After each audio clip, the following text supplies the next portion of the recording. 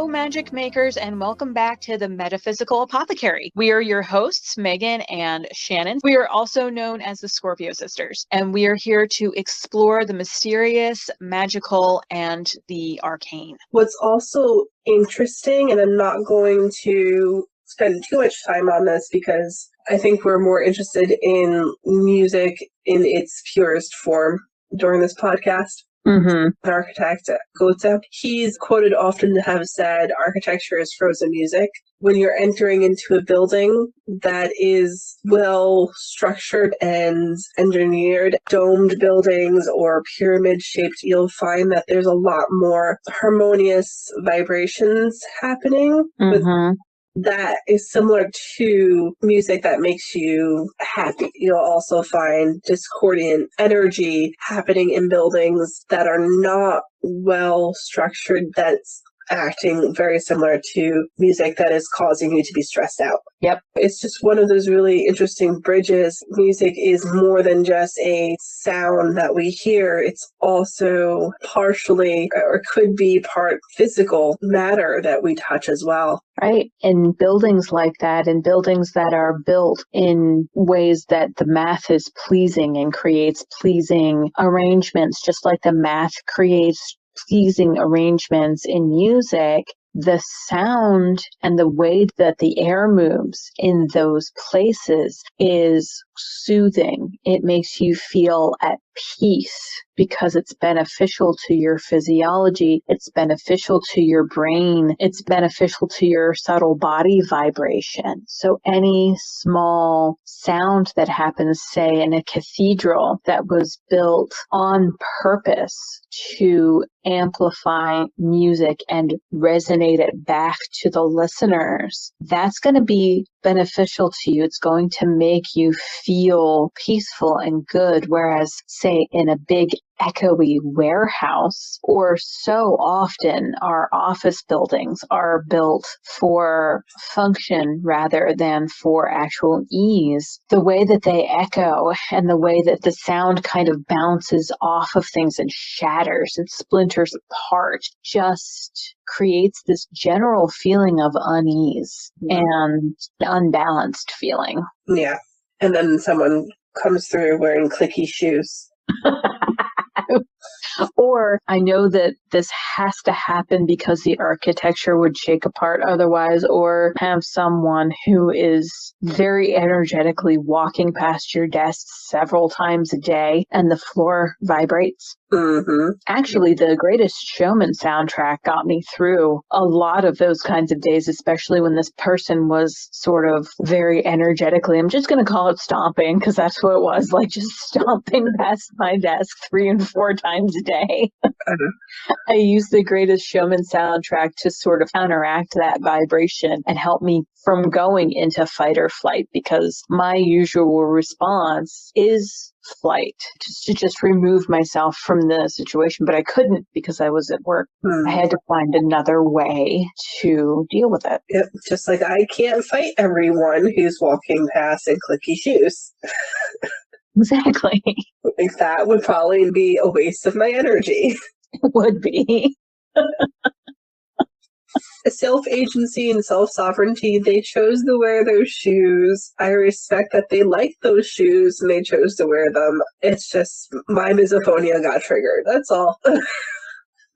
Misophonia, if anyone else out there has misophonia, that is extremely common in people who are neurodivergent, with which both Shannon and I are. So people who are neurodivergent, whether you're ADHD or autistic, a lot of times you'll be more sensitive to your surroundings. So the reaction that a neurodivergent body has to particular kinds of music is fascinating. And there's a particular way that music is sometimes arranged. It's called panning, where it'll sort of flip back and forth between sides of your earphones. Yeah. Anyone who deals with a lot of environmental anxiety, put on your earphones and find a panning version of Carol of the Bells. By the end of that, you will feel like you're floating in heaven. I also love binaural beats. Yes. because it's allowing the two different beats to happen at the same time in either ear. And it brings me back to center. Absolutely. Lots of studies have been done on this. Gary Malkin and Barry Goldstein, to drop two names, they both have incredible websites with the studies that they've done if anyone wants to go and look at those. They both have done a lot of research on the biological response to different arrangements of music. And it came from both of them being composers who noticed audience reactions and the mood of the audience change dramatically during different parts of a movie or a play soundtrack. Mm-hmm.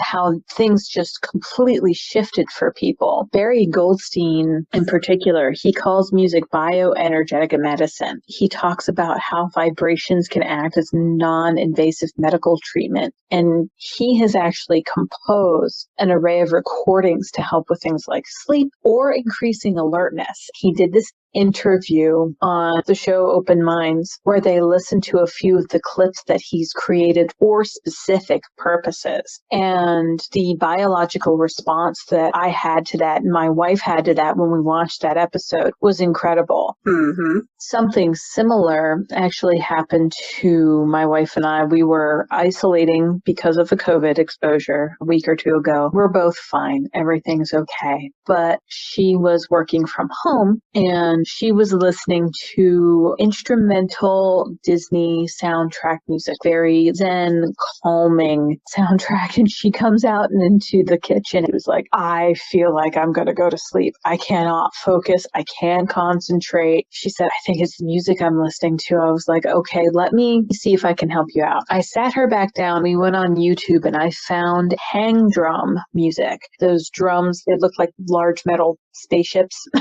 Mm-hmm.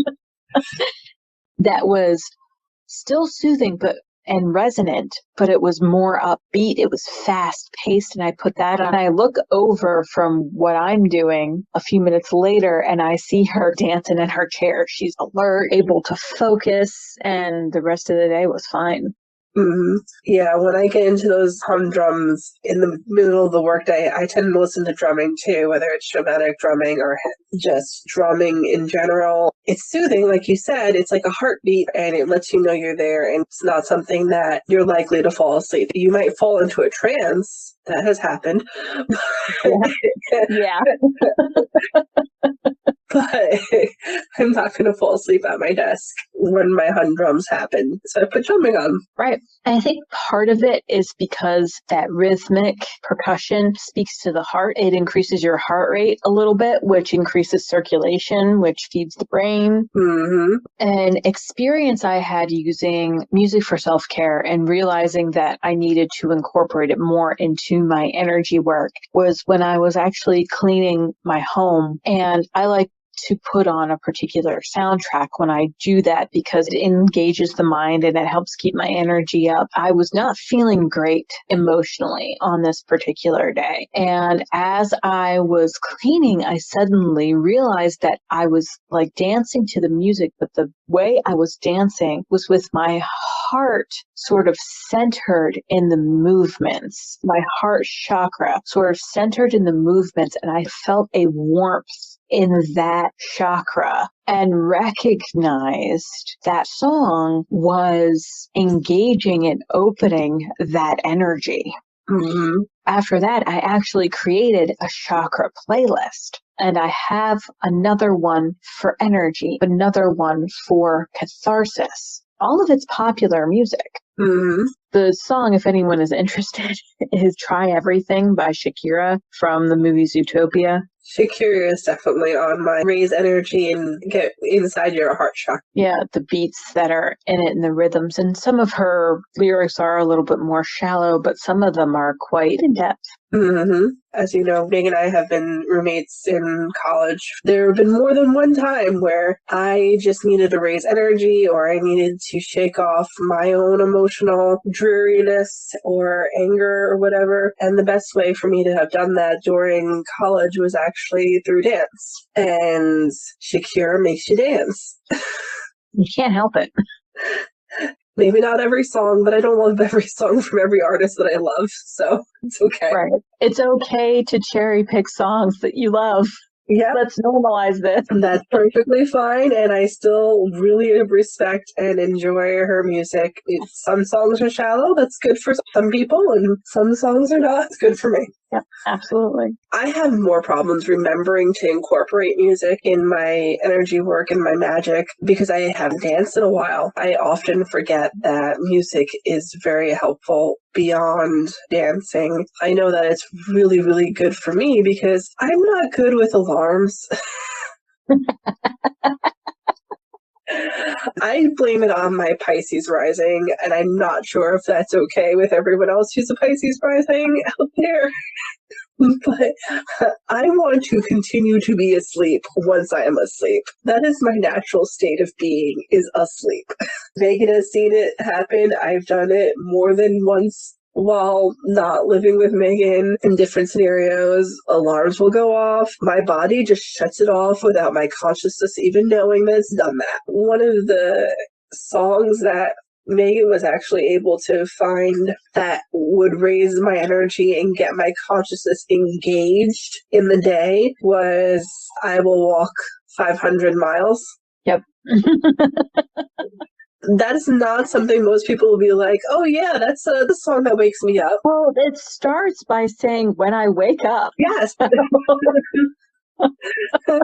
the Proclaimers, When I Wake Up, and it literally gets my consciousness to be like, oh, okay, all right. It gets me ready to walk 500 miles. Through your day. Yes. Whether or not I actually walk it, it doesn't matter. And the beats are really good for getting me engaged in general. Mm-hmm. That's all we have on the topic for today. Thank you so much for listening in, and we hope you'll join us again. In the meantime, you can follow us on our blog for some more witchy wisdom, as well as check out some of our original art on Society 6 for sacred decor and more. Thank you again for joining us, and go make some magic and live your best life. Bye. Bye, everyone.